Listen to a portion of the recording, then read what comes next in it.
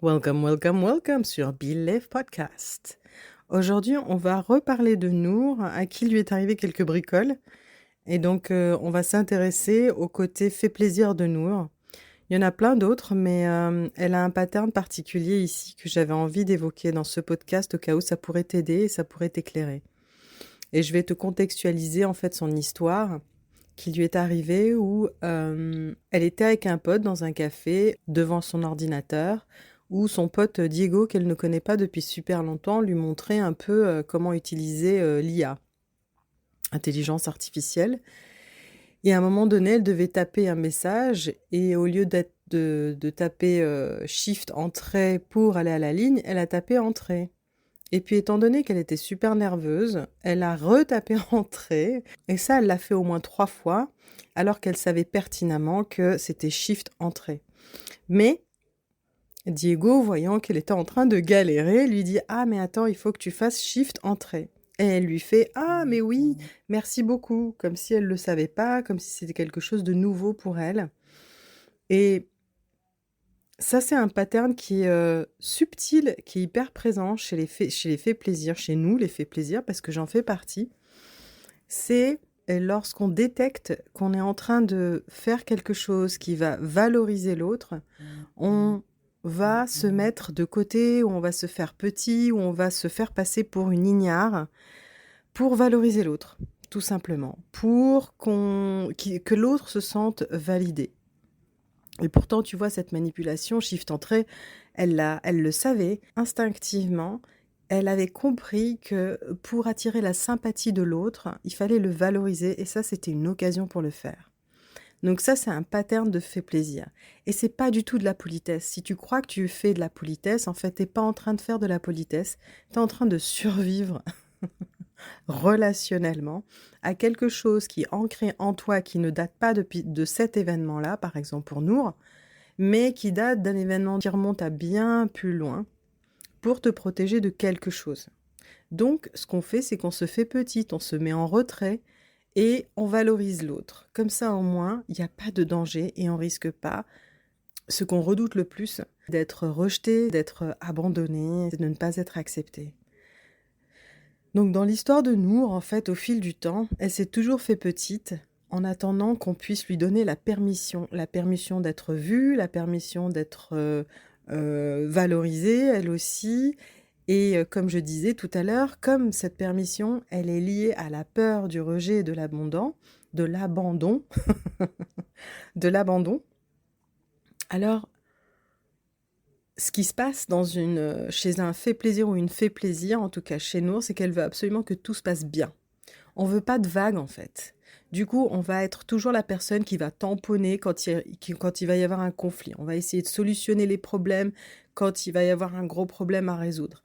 En gros, on va jouer les chefs d'orchestre en régulant les émotions des autres. Et comment est-ce qu'on va réguler les émotions des autres? En prenant la responsabilité de tous les problèmes qui vont se passer, en jouant les sauveuses aussi par moments, en disant oui à tout et jamais non, presque jamais non, on n'y arrive pas.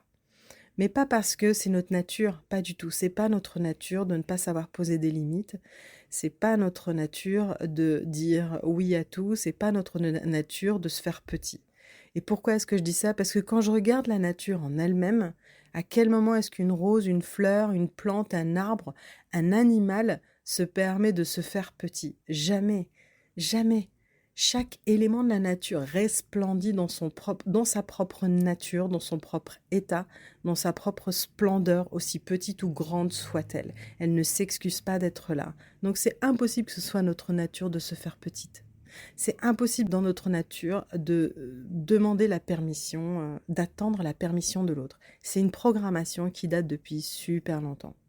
Donc, quand on a quelque chose, une sorte de musique dans l'arrière-plan qu'on va appeler la psyché, qui est là et qui dit bah, attention, tu ne bouges pas tant que je ne t'ai pas donné l'autorisation, on n'a pas la voix propre de ses parents ou de l'autorité avec laquelle on a grandi. Bah, ça peut être culturel aussi, hein, de manière aussi évidente, mais c'est elle qui va guider nos actions, c'est elle qui va colorer notre perception des choses. Donc cette situation-là que Nour vit, elle est pas du tout anodine hein, dans la vie hein, de tous les jours. Hein. Elle est hyper pertinente justement parce qu'elle porte toute la banalité de nos petites trahisons quotidiennes, tu trouves pas? Franchement. On se trahit en permanence, mais en même temps, j'ai envie de te dire, c'est pas non plus évident d'être soi tout le temps. Et c'est normal de porter un masque, mais ce qui est important, c'est d'en être consciente en fait, de porter ce masque-là. Et parce que on sait qu'on est adulte, on sait que comme Nour, elle sait qu'elle est adulte, elle sait parfaitement ce qu'elle fait, elle sait parfaitement ce qu'elle vaut, elle sait parfaitement qui elle est. Donc ça ne veut pas dire qu'on ne sait pas ce qu'on fait, on ne connaît pas notre métier, on ne sait pas de quoi on est capable, mais tu sais bien qu'il y a des moments, tu as des blocages, tu ne sais pas pourquoi. Et surtout quand on est, tu vois, dans le relationnel.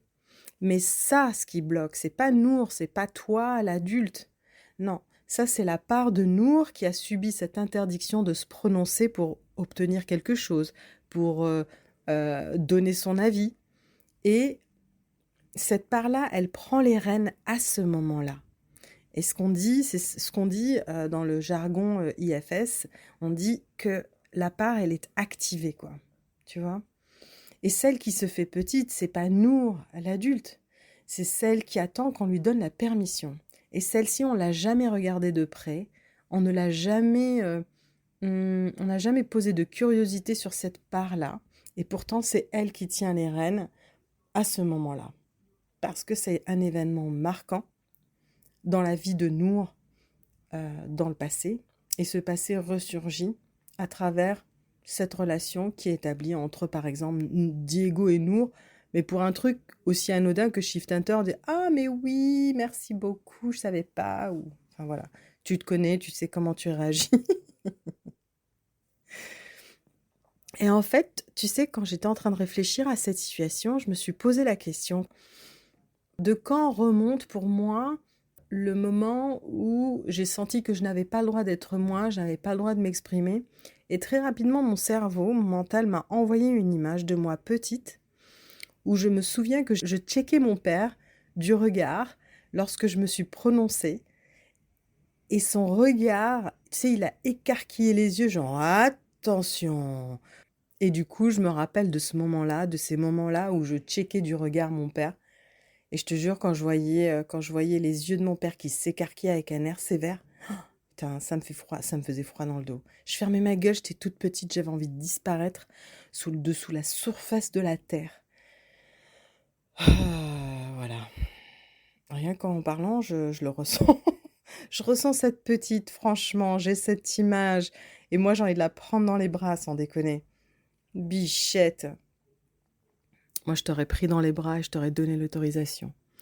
Donc en fait, quand on a ces sensations-là justement dans le corps, ça veut dire que son corps est dans un état de vigilance et pas de détente. Et dans le jargon de la théorie polyvagale, quand on est dans un état de détente, on est dans un état ventral.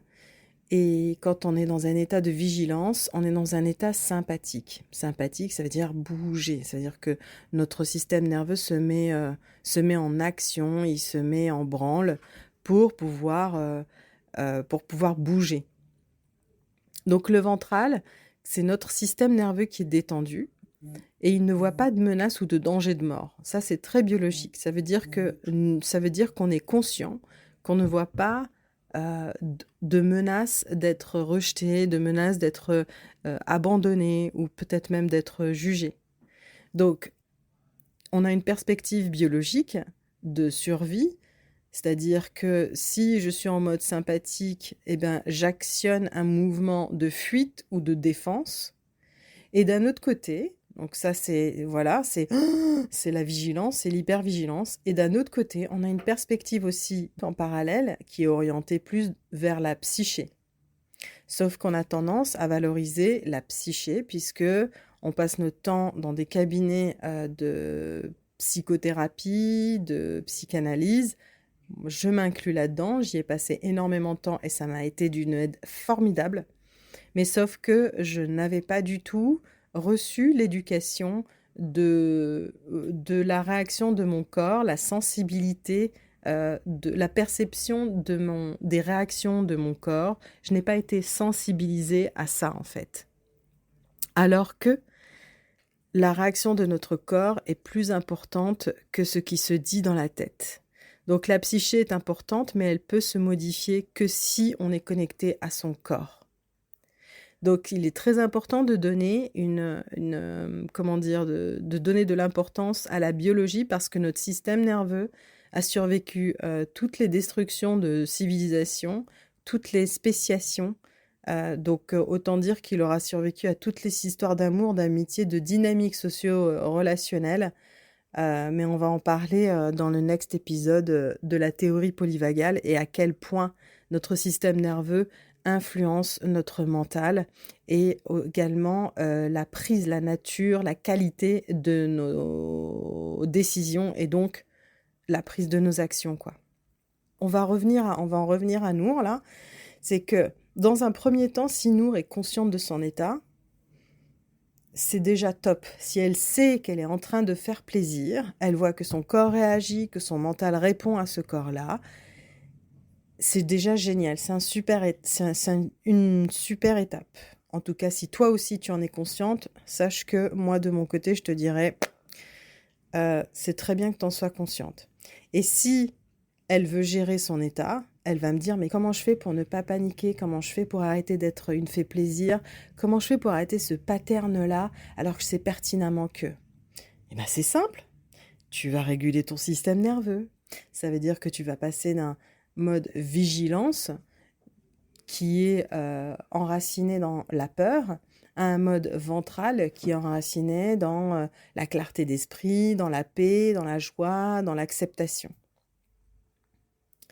Moi, par exemple, si je suis consciente de mon état de nervosité, soit j'envoie un message à mon cerveau dans un premier temps pour lui dire tout va bien, je gère, j'essaie d'arrêter l'activité que je suis en train de faire parce que je me sens activée, je check ma respiration qui doit être certainement en surface et je commence à respirer différemment. Deuxième chose, je fais une pause, je me lève, je fais une activité, n'importe quoi à côté qui va me prendre 5 minutes, 10 minutes, ce dont j'ai besoin pour réguler mon système nerveux, pour distraire mon cerveau de focaliser sur quelque chose qui visiblement paraît très stressant. Donc moi, je peux faire des exercices de pilates qui vont m'aider un peu à rentrer dans le corps, à être présente dans mon corps et donc présente au moment présent, présente au moment présent. Comment veux-tu que je le formule différemment? Voilà, comme ça. Je peux écouter de la musique, je peux parler à quelqu'un qui me fait du bien, juste appeler, prendre des nouvelles avant de réattaquer l'activité que j'ai faite en checkant avant si tout va bien, est-ce que c'est bon, mon stress est parti. Et une fois qu'on a régulé, il y a plusieurs méthodes en fait de réguler son système nerveux et il est très unique. Et une fois qu'on a régulé son système nerveux, tu as le shift psychologique qui devient presque automatique. Si ton système nerveux ne se sent pas menacé, eh bien, tu vas te sentir bien et donc tu vas adopter un discours qui sera plutôt chill, qui sera plutôt cool, qui sera plutôt dans l'acceptation, qui sera créatif même. Tout le corps, toutes les cellules de ton corps vont dire « mais tout va bien bébé, tout va très bien ». Et en fait, elle est là la clé de tous les conflits. Non pas que tu peux éviter un conflit, parce qu'on ne peut pas contrôler l'extérieur, mais tu peux toujours contrôler l'intérieur. Et ça fait partie de l'intérieur. Parce que une fois que ton système est régulé, si Nour régule son système nerveux, elle va réaliser qu'il n'y a rien de grave et que ça arrive qu'on soit nerveuse dans une situation où on ne connaît pas très bien la personne, qu'on veut plaire, qu'on veut en fait établir une relation et un contact plutôt serein, agréable, passer un bon moment, donc on fait ce qu'il faut et c'est normal. Et du coup, si elle sort de cet état qui est nerveux, elle va pouvoir alors arrêter la tragédie de se faire petite en attendant l'autorisation d'être elle-même. Parce qu'on s'interdit d'être soi-même quand on fait plaisir et quand on garde ce pattern-là. Donc une fois qu'on le réalise très rapidement, en une fraction de seconde, hop, on peut l'arrêter. Une fois qu'on en est consciente, tu vois. On peut même verbaliser, genre, oh, je sais pas, je crois que je dois être nerveuse, donc je fais que des conneries. Et tu vois, on détourne à la dérision une situation que normalement une part va prendre très très au sérieux parce que pour elle, c'est très très important. Tu vois, cette part intérieure. Et quand on comprend comment notre psyché fonctionne par la connexion à notre corps, alors on devient de plus en plus indulgent vis-à-vis de nos propres comportements. Mais pas seulement ça, c'est qu'on devient plus indulgent vis-à-vis du comportement des autres. Et indulgent, ça ne veut pas dire se laisser faire. Indulgent, ça veut dire comprendre. Et quand je comprends, je sais si je dois poser une limite ou pas, et si elle est raisonnable pour moi ou pas. Si je dois lâcher l'affaire ou pas. Et quand je dis ou pas, ça veut dire si je dois lâcher l'affaire ou au contraire enrichir par exemple une relation, faire un peu plus d'efforts parce qu'elle en vaut la peine, tu vois, et que c'est pas une histoire d'ego, c'est plus une histoire d'enrichissement intérieur. Est-ce que cette personne m'apporte quelque chose que je valorise et qui va certainement nourrir quelque chose que je valorise en moi ou que je découvre quelque chose en moi que je valorise beaucoup et que cette personne-là la nourrit. Donc ça apporte en fait énormément de choses. Une fois qu'on sait comment les choses, comment ça marche, comment notre système nerveux marche, comment on a la façon dont on accompagne son système nerveux, la manière dont on comprend sa psyché. Et en fait, on construit des armes qui sont notre connaissance de soi, qui est notre maîtrise de nos impulsions de jugement, grâce à la régulation du système nerveux et de notre cerveau. Et notre corps et notre cerveau, ce sont des outils, et c'est par notre conscience, en fait, qu'on peut utiliser ces outils de la manière dont on veut. Parce que à la base, on est tous et toutes free, libres. Et que nos actions, c'est simplement nos actions, nos réactions, nos raisonnements, c'est principalement une programmation. Parce que tu vivrais à Vanuatu, je mettrais ma main au feu que tu ne réfléchirais pas de la même manière. C'est vraiment de la pure programmation, quoi. Et donc, dans cet épisode, pour moi, je t'inviterai à être curieuse, curieux, mais curieuse de savoir quels sont les moments dans ta vie où tu attendais qu'on te donne la permission. Et pose-toi quelque part. Peut-être que pour toi, c'est d'écrire. Tu sais, l'écriture automatique. Pour d'autres, c'est simplement de s'asseoir, fermer les yeux, d'être au calme, de respirer.